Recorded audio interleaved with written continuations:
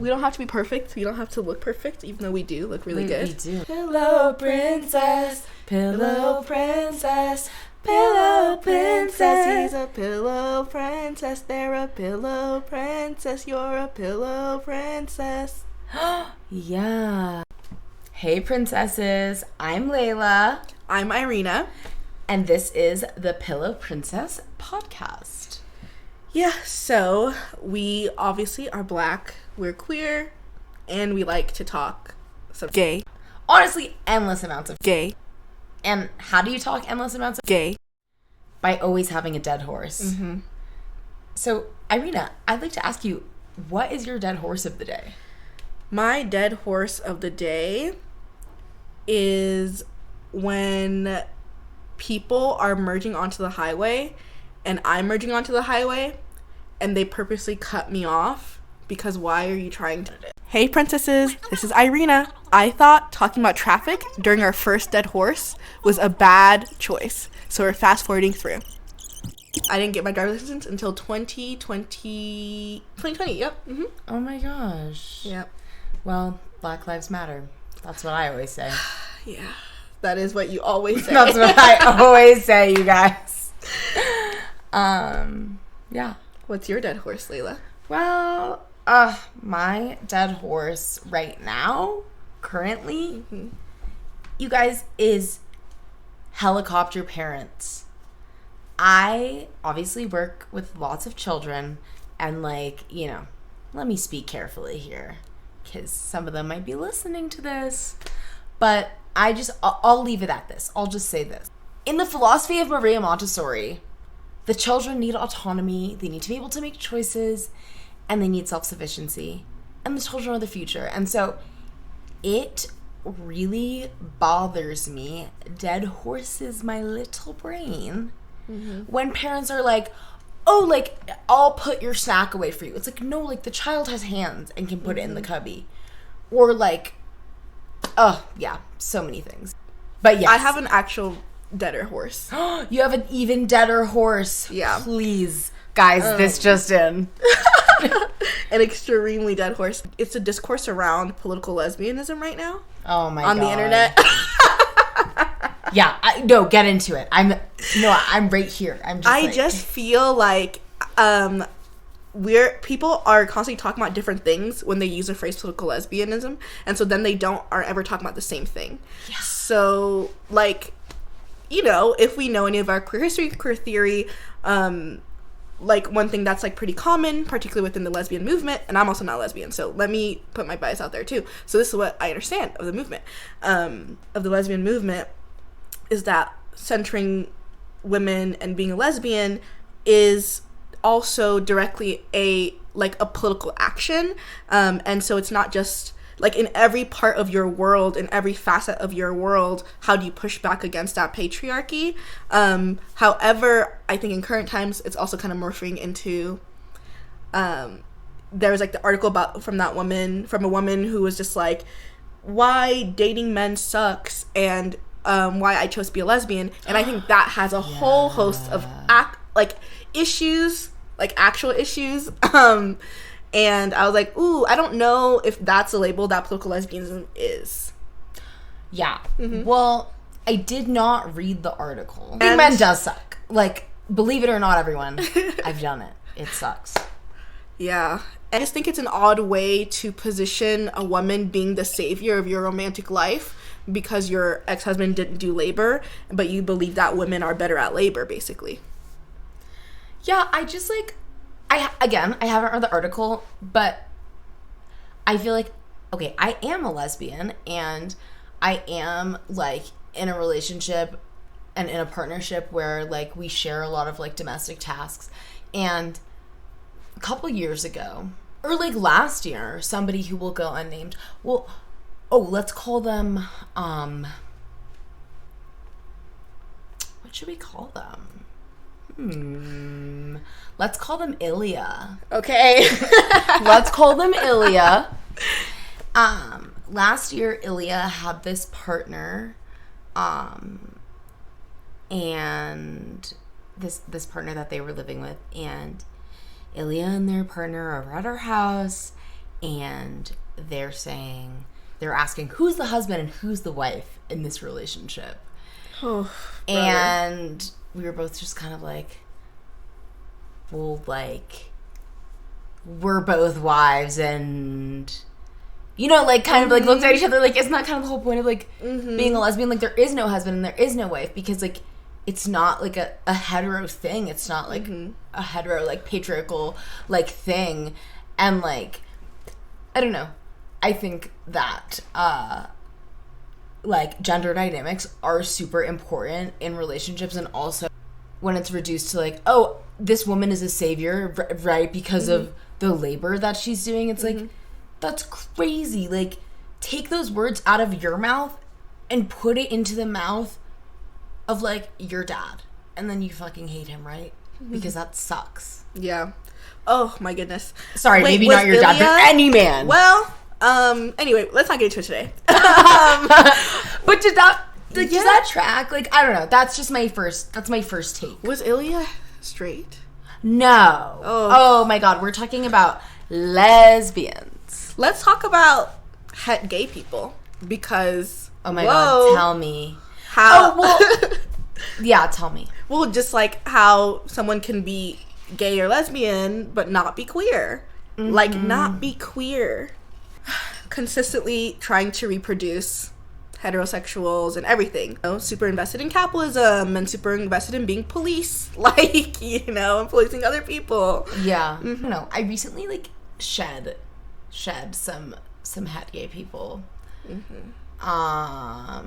Because, you know, it's this kind of thing that I feel like is so tied to whiteness, where it's like, oh, like, as long as I'm white, like, I don't have to worry about any of these other identities, like, hurting me, because I'm American and we're all American. Like, seriously. Like, that is, like, that's the flavor of, like, I'm not culturally queer.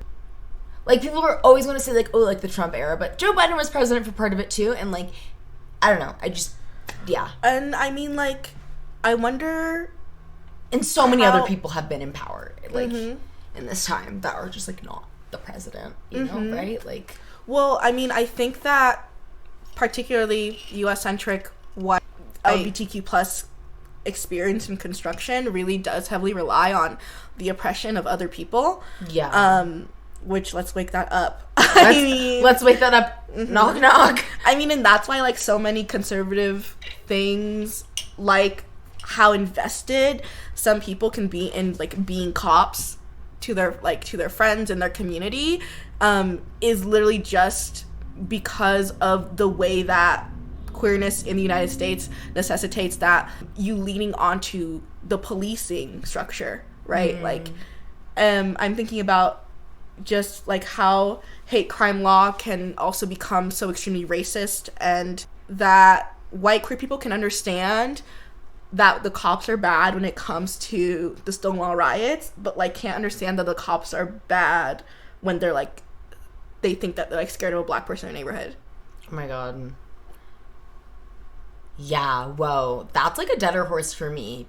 Like, wow, you just, like, I don't know. Like, you reached back into something that I totally forgot.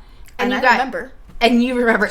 Well, and you guys, so I have OCD, so there's, like, endless dead horses. Like, we could be here forever because I always ruminate. That's one thing. But this dead horse is literally about these white people that I used to be friends with that, like, yeah, they can understand. These are educated people that can understand that the cops are bad in Stonewall, and in these contexts that are, like, written in a history book, verified by, like, some big publisher that, like, oh yeah, the cops did something bad, here's a little, like, slap on the wrist, whatever. But then when I'm, like, losing my mind over the fact that they would even be complicit in someone calling the cops on my neighbor, like, my brown neighbors, they're like, oh, it's ridiculous that you wouldn't want to be friends over this, like, you're so angry. They think that racism does not go that deep for black people.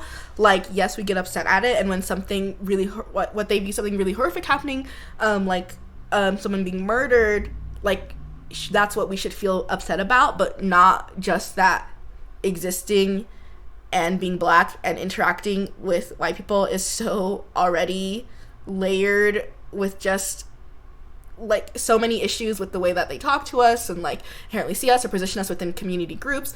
I just think like people really don't get it that deep, that like it actually is that deep. Yeah. Well, of course. And as I always say, they just need to stay out of black people's business. Shall we get into our topic for the day? Because I don't know, I think this conversation is a really good segue into like what future planning like does look like in my mind. Because I think children are their future, and when I think about how I can like relate the like depth of a racialized experience to white people in adult life, I'm like, oh, it circles back to like what like experiences that I like had as a child, and it's like, I don't know, I'm like, we both want to have kids, and like our kids are gonna be friends. I am planning this allegedly a life that I think will give me financial stability, and I also want a family in the future, all the while like there are so many horrible things that are happening and so many people that are losing their lives while I'm just like going about my day trying to just like be as normal as possible, like live as stably as possible. But I mean, it just was a juxtaposition. Like it doesn't work together, and so I'm constantly anxious about planning my future, but also like that's not guaranteed in terms of what do wages look like right now, like hiring freezes, housing crashes, all this stuff, and it's just like I have to like try to accept that change will happen, and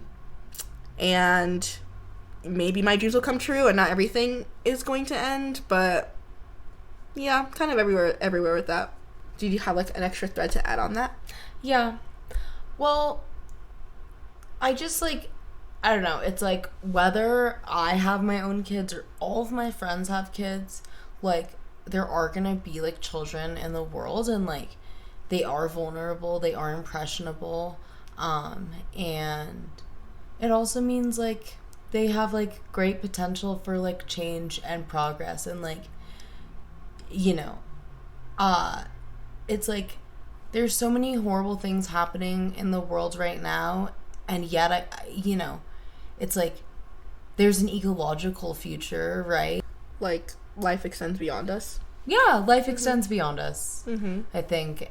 And like I've been thinking about that a lot just because I'm like around children like all the time when I'm at work, and like I think it's so wonderful because they do like especially the age of kids that I work with, like 3 to 4, like oh my gosh, they do first of all like develop so quickly, and like learn things so quickly.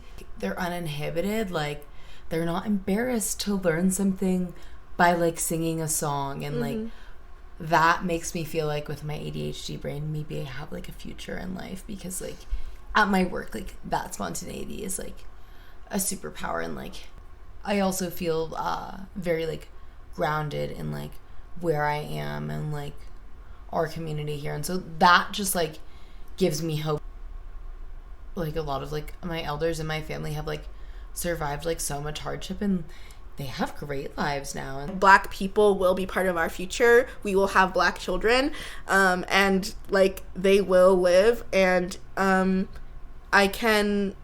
experience so much abundance in my life, so I think they will also live in abundance as well. So we just really have to fight against that pessimism. Maybe we can talk about Afro-pessimism a different day, but actually not completely wrong.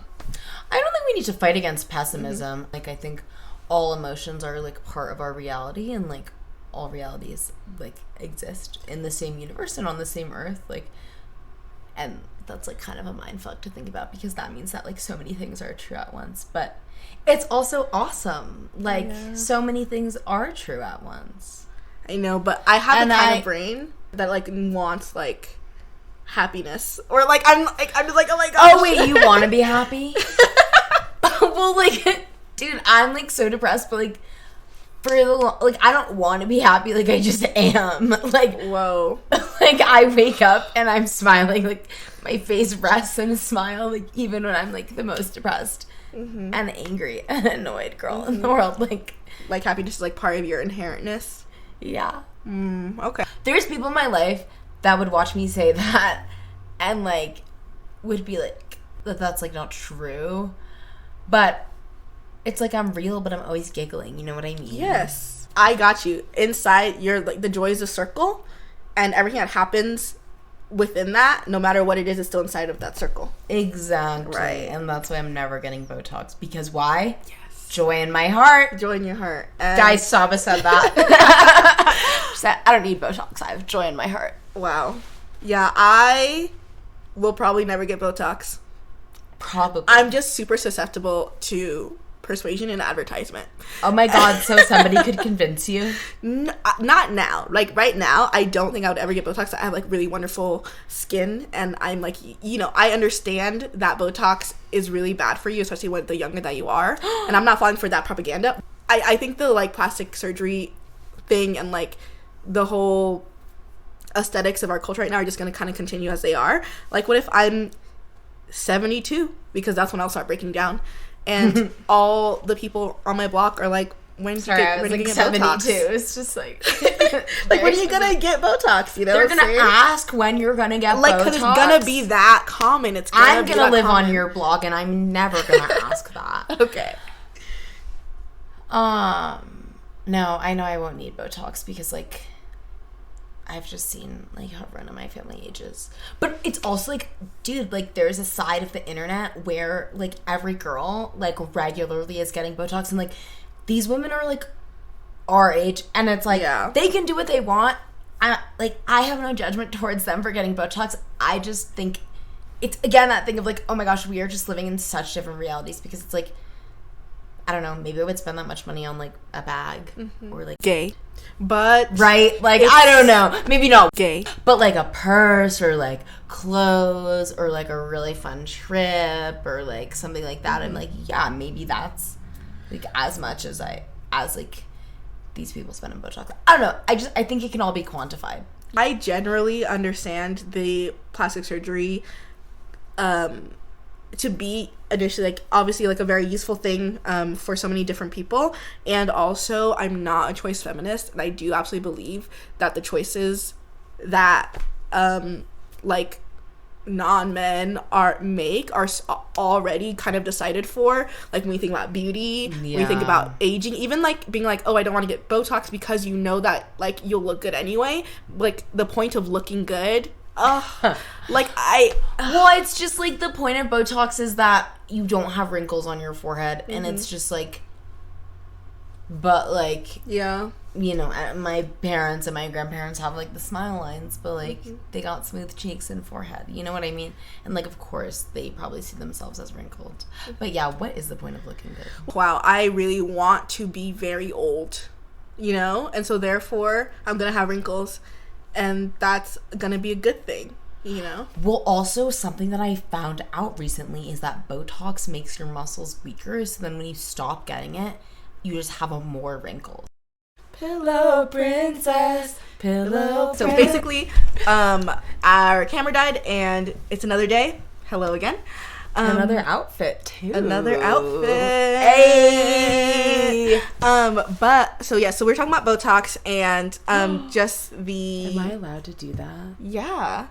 Yes, you are. Grab your drink. Fuck up the podcast if I read No, grab your drink. For the viewers who are not watching on video, Layla, guys, I bought this glass at the Arc for you yesterday.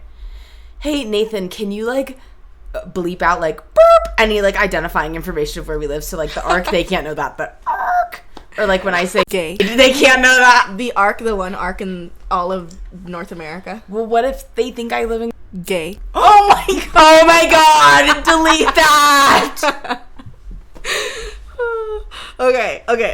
Okay, so, all this to say, here's my big thesis when it comes to things like Botox, and we'll also get into GLP-1s, is that it's the denial of the future coming. And of course there's a denial of the future coming. I have so much fear of the future. Like, I have no idea how, of course, none of us know how our lives are going to turn out or anything like that. Yeah. But just like, I don't know how many rights are going to, be allowed to me in 10 years. I don't know what it's going to look like to have children in this landscape. Yeah. And there's so much anxiety that I just want to control something. And I feel like a lot of people want to control something. And that means our bodies. And I'm totally susceptible to that. As well. But I mean, thinking about how, yes, I'll see a TikTok commercial from Serena Williams, a world-class athlete, about how she's taking GLP-1s, which is nuts to me, because it's like, I know that it's for diabetes and it's on a shortage right now because so many people are using it for weight loss instead. And just like constant skinniness in our face. And skinny has always been in. Of course, it's never been out, but I think it comes in waves, ins and outs of just how much skinny is the arbiter of like luxury and safety and guaranteeing yourself some sort of security. And so I just think a lot of it's just like fear of getting old, and of course that means fear of what happens in our political landscape, and just controlling this one thing. And this one thing you can buy skinny. So that's just what I've been thinking about. Yeah, damn, you can buy skinny. So something about me is I used to play field hockey at Gay Arms Academy, the F Greens Academy. And I was gonna go to college to play field hockey. Whoa. Did you know that? No. I wanted to be a college athlete. I was like ready for it. I was training every summer. I was getting up in the morning. I was captain of my field hockey team, which I love you guys if you're watching it. They might not and that's be. so stereotypically gay. And I mean, Right. yeah, definitely. I was boy crazy in high school, but Yeah. I've never had a boyfriend, so it's not. It doesn't. Yeah, it's doesn't like count. I'm a lesbian, and everyone knows it. But I played field hockey in like, growing up in Connecticut, Right. in the Fuckfield County. That's what we all call it. No, we call it Fairfield County if anyone's watching. But I so affectionately call it Fuckfield County. Everyone was just like skinny in their own way. The skinny propaganda was there. You wanted to buy skinny. Like, I'm like, yeah, these bitches were on GLP-1s, like, just for weight loss and not diabetes, like, or any, like, health condition besides your mind wanting to be skinny. Yeah. I'm just saying. The diet culture center of the world. And, like, I was never once told by, like, my coaches or, like, parents that were encouraging me to, like, do sports that I should be skinnier. Like, even in my gymnastics that I did. No one has to tell you. I was told. As someone whose weight fluctuates so much, I was definitely told to keep it down. And that's, like, super ingrained in me. And I just have I have a lot of issues around that. But, a lot of people don't have to be told because you're just treated worse, like you're just seen or you're not seen. And especially like overlaying that with being black and read the book Black on Both Sides, thinking about the connection between fat phobia and anti-blackness. Like, it's such a real thing because you're already invisibilized in one way, and also then thinking about the hypersexualization of black girls. Skinniness and the way that skinniness is constructed can be connected with exploitation of young girls. So all this is just really, really connected. Whoa. And I just feel like we constantly get that. We were thinking the exact same thing. I don't know how to necessarily get out of that besides just like completely deconstructing all of capitalist like systems in general, because that's where it comes out of: capitalism, white supremacy, these things, because I don't know anyone who's not affected by it. I certainly am, and I'm no body neutrality genius, not even in the slightest bit. But I think it's something to notice when we're seeing GLP-1s being pushed, when we're seeing Botox, and all both of these things are actually neutral medications. They're actually neutral things, and it's really just what's constructed. And seeing how it's being used now disenfranchises the people who it is supposed to be for, who no longer have access to these procedures and the access to this medication. It's like the same thing. Fuck Big Pharma, because they get people addicted to shit and then villainize people for needing those drugs. Yeah. Well, this morning I was talking to my sister. Let's call her Ilya. No, I'm kidding. Do you call her Shane, or is that like... No. Well, she's straight, so like that's inappropriate. Oh, what's that straight one's name? The guy. There's a straight guy. That one that's Shane's friend. Oh, and he's like, gonna hate he's me. like, it's so brave to be gay. He has kids. He has so many kids. What? In the show? Yes.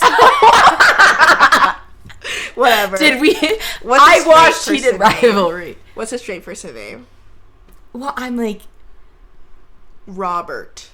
Robert? You think my sister's name is Robert? You think my sister's name is Robert? Okay, let's do Svetlana. Svetlana! Oh my god, yeah, Svetlana's a baddie. Okay, shout out. So I have a big sister named Svetlana in this universe, in this multiverse.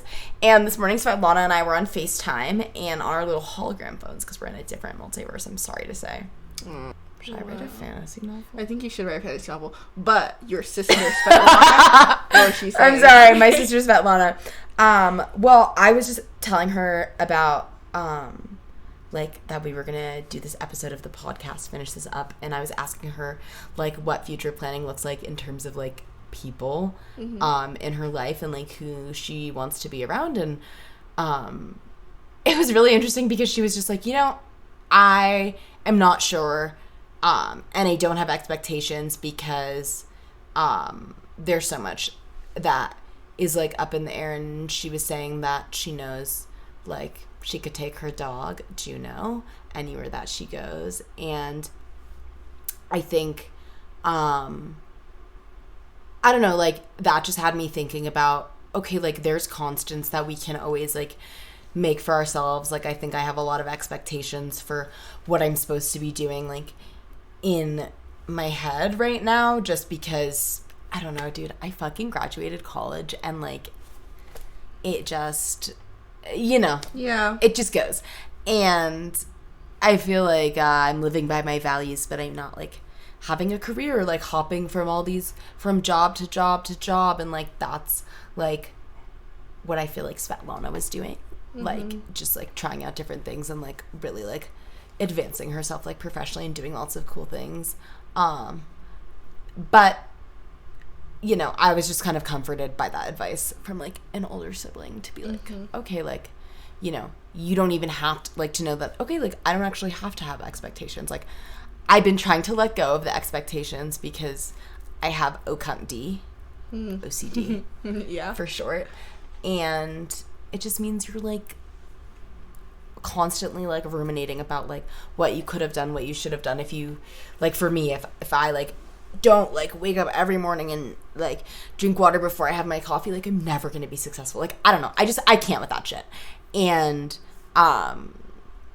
so just the conversation with my sister, like, really resonated with me, and her response, because of her, like, talking about letting go of those expectations, and just, like, she shared the constant of, like, her dog, but I'm like, you can choose people, and, like, you can choose pets. I don't know. Lost some chickens lately, obviously. I'm so sorry. But, like, I'm so close to the ecological cycle. Like, everyone that I've talked to that's had chickens, they die in, like, really mysterious circumstances. Like, they're, especially, like, when they're younger, like, their immune systems might not be as strong. Like, they're very vulnerable. Like, they, to predators, etc. So, it's something that I'm obviously accepting, but I don't know, I'm like I'm accepting that I don't have to have, like, expectations for their lives to be long, but what I can control is, like, how I nurture them and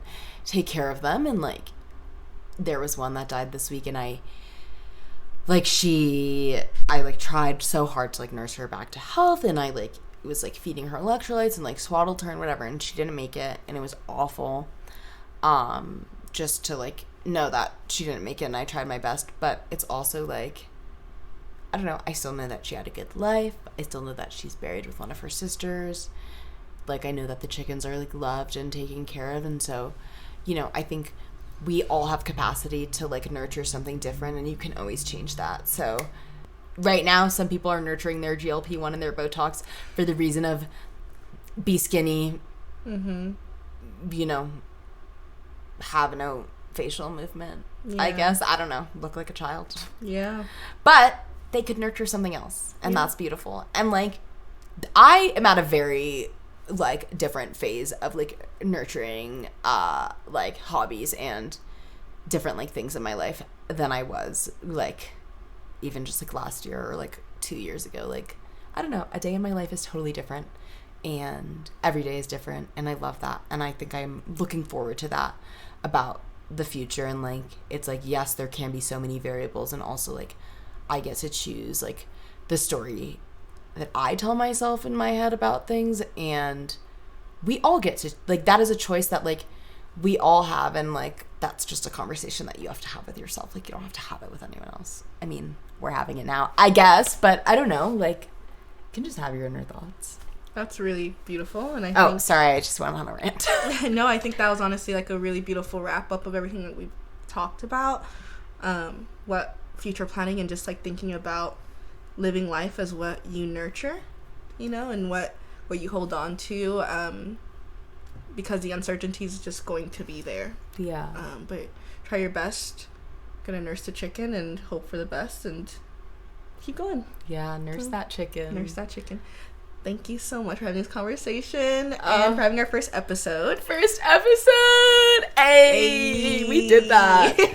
That was so fun. Yes. What a pleasure and a treat. Yes, well, I hope you guys enjoyed the first episode and come back. We don't have an upload schedule yet, but we're working on it. Come back to the page. Stay tuned. Okay, stay with princesses. us. Okay, bye, princesses. Have a good night. Mwah. Have a good made night. That was so good.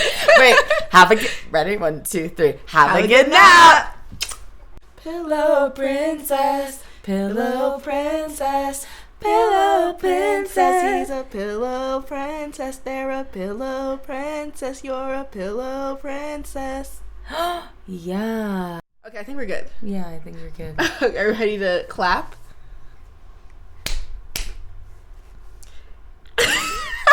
Wait, why do we have to clap? This is the Pillow Princess Podcast? Wait, what should we call our people, Pillow Princess? Hey, Pillow Princesses. I'm Irina. Hey, princesses. Oh, princesses. Okay, perfect. Hey, princesses. I'm